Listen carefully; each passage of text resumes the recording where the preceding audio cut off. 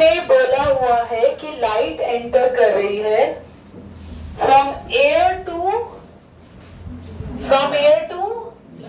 तो light enter कर रही है फ्रॉम एयर टू ग्लास।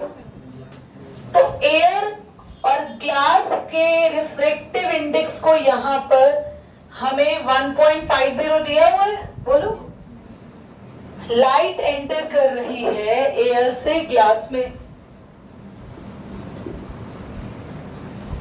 हमें रिफ्रैक्टिव इंडेक्स दिया है 1.50। देखते हैं कितने बच्चों ने सही किया। जिन्होंने पहली अटेम्प्ट में सही कर लिया होगा ना, they will clap for themselves, okay.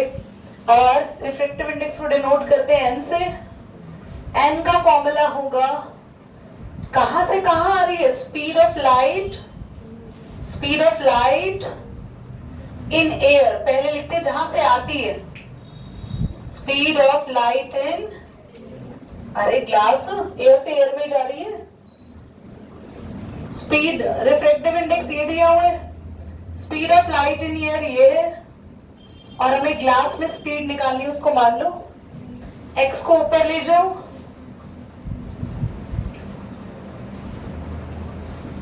आया समझ।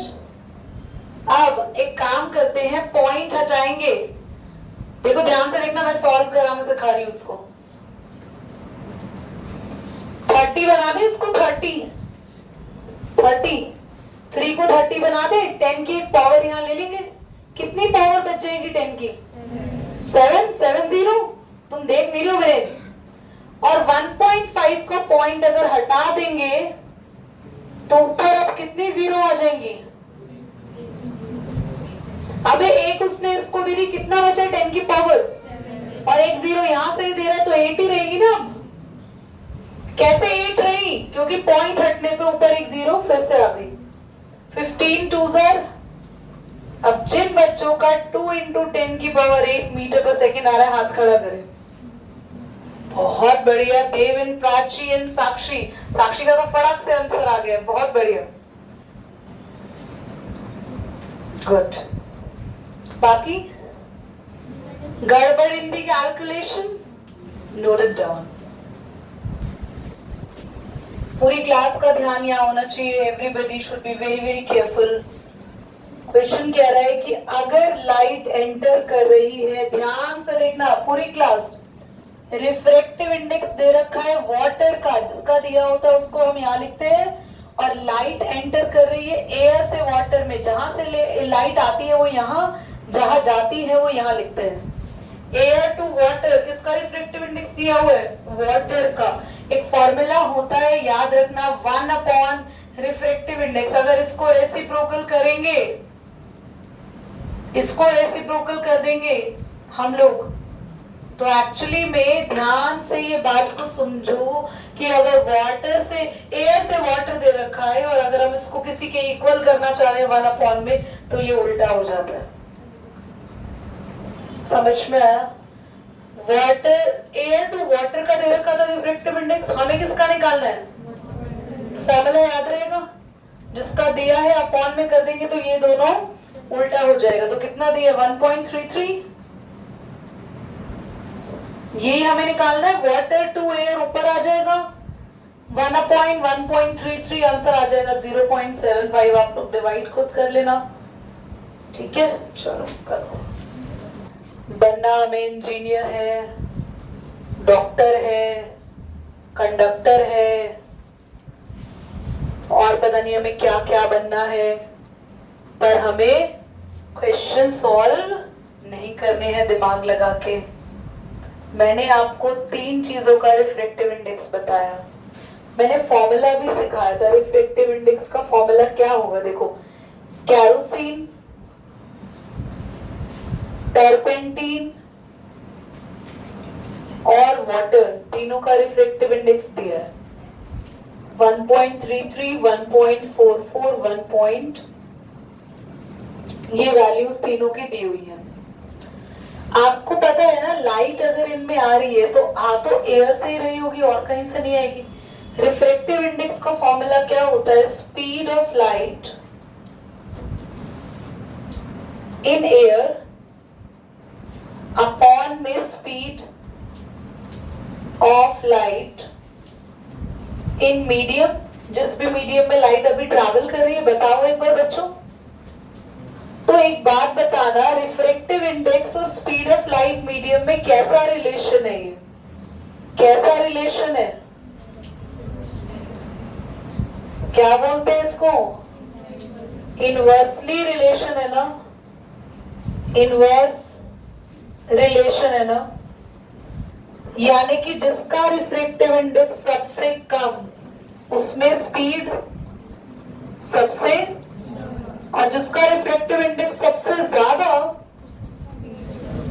समझ आ गया रिलेशन? तो इसका मतलब therefore water has least refractive index, पूरा लिखना आप लोग, हेंस स्पीड इन वाटर। कोई बच्चा ये ना बोले मैंने तो वाटर जवाब दिया था और मुझे आंसर ऐसे चाहिए था। बस मैं ये आज लेंसेस का ओवरव्यू दे रही हूँ और उसके बाद मैं आपसे और सुनूंगी। अगर आप लोग रे डायग्राम नहीं बता पाए, the video will send to your group, I record the test video, will send it to the group, your parents will see how responding you people are in the class. Okay, I'll send it to directly to your father, don't worry. Now if we have a transparent glass, एक transparent glass है, अगर हमने cutting करके कुछ इस तरीके का lens बनाया जो कि अपने सेंटर से थिक है और एजेस किनारे पे से थिन है, तो इसको बोलेंगे कॉन्वेक्स लेंस। सिमिलरली क्लास, बहुत ध्यान से देख लो, we have a lens which is, ओहो कुछ ज्यादा बेचारा देखो खत्म ही हो गया। Similarly we have a lens, ये मुझसे आज तक ना कुछ बैरी है, ये मेरे से नाराज है, बनता नहीं ढंग से। कॉनकेव लेंस सेंटर से थिन है और एजेस से thick. So these are the two type of lenses. उसके बाद हम पढ़ेंगे ऑप्टिकल सेंटर और प्रिंसिपल एक्सिस के बारे में। देखो, लेंस से जाने वाली एक इमेजिनरी लाइन जो सेंटर से पास होती है उसको बोलते हैं प्रिंसिपल।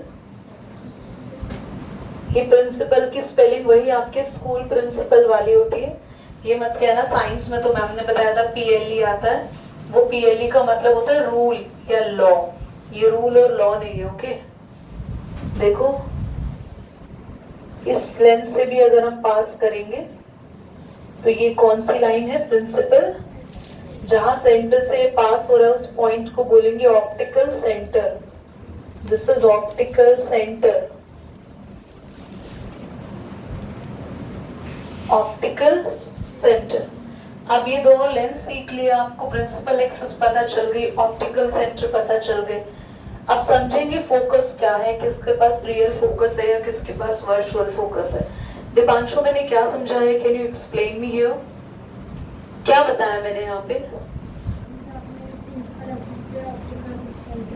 अच्छा, मैं आप क्या बताने वाली हूँ लर्न बाद में कर लेना, यहाँ ध्यान दो। ओके, ठीक है,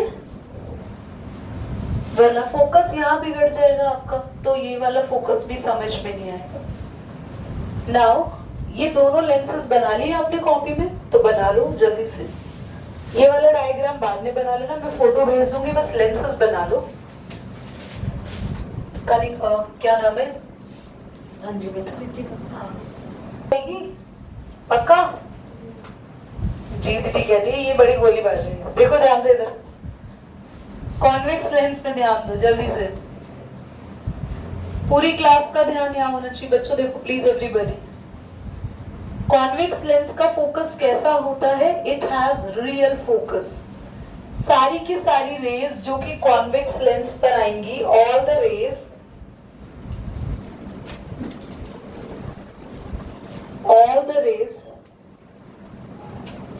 which are coming parallel to the principal axis, ये वही आवाज वाला पहना गया, meet at a point we call it focus. ये क्या है? फोकस। और साथ ही ये वाला जो फोकस है आपका, ये कैसा होगा? Real focus. और क्योंकि कॉन्वेक्स लेंस जो है इसने सारी रेस को क्या कर दिया, एक साथ इकट्ठा कर दिया, तो इसको बोलेंगे कन्वर्जिंग लेंस। कैसा लेंस होता है? उसी का उल्टा आ रहा है ये हमारा लेंस, इधर वाला डायग्राम में यही बना रही हूँ, ध्यान से देख लेना। अगर यहाँ पे सारी रेज आप ट्रांसफर करो कुछ ऐसे, तो वो रेज ना सीधा ऐसा लगता है फोकस से निकल रही है, बाहर आ रही है ऐसे। यहाँ पे देखिए आप डॉटेड लाइन क्यों बना रहे हैं? क्योंकि ये ऐसे दिखता नहीं है, ये इमेजिनेशन है अपनी कि फोकस से आ रही है। पर आप ध्यान से देखो तो सारी की सारी रेस पैरेलल आने के बाद क्या हो जाती है? फैल जाती है। तो ये रेज अगर फैल गई तो इस लेंस को बोलेंगे, ये पूरी सीधी बनाना बेटा, ऐसे मतलब सीधी, ठीक है? ये क्या होगा? डाइवर्जिंग। साथ ही ये जो फोकस है इससे इमेजिनरी लाइंस आ रही है, तो ये कैसा फोकस होगा? तो कॉनकेव का फोकस होता है वर्चुअल और कॉन्वेक्स का फोकस होता है रियल। ठीक है, चलिए इसको ऑफ कर दो, मैं क्वेश्चंस पूछने वाली हूँ।